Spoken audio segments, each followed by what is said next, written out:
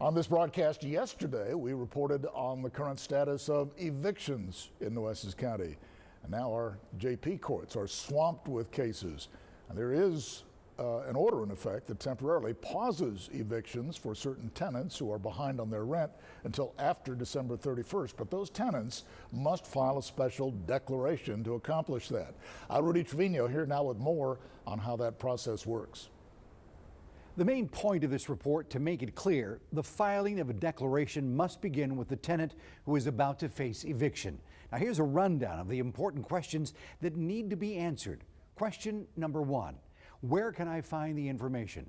As we mentioned in our report, all the information, including the steps to take to start the process, can be found on the Texas Rio Grande Legal Aid website. There they have a slideshow that walks you through it. Question number two, where is the declaration? Where can the declaration be found on the TRLA website?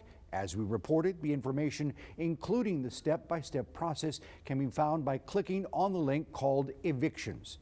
Question number three, how do I get it? Once on the eviction site, click on this link called the eviction order.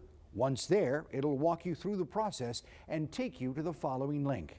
There, it will provide you with the declaration form. Print it and fill it out. Question number four, what do I need to fill out? On the declaration, follow each step and read each requirement. There you can sign it and date it.